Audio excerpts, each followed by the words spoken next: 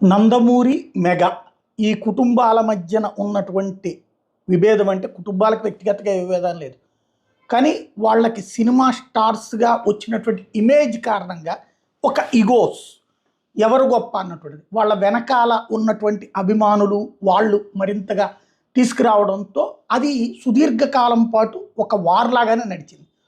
నందమూరి వాళ్ళ సినిమాలకి negative comments వీళ్ళు చేస్తే మెగా వాళ్ళ సినిమాలకి నెగిటివ్ కామెంట్స్ వీళ్ళు చేసుకురావడం ఇది గ్రౌండ్ లెవెల్లో జరిగిపోయేది. బట్ హీరోలందరూ బాగానే ఉంటారు అన్నటువంటిది అందరూ అనుకుంటుండేది.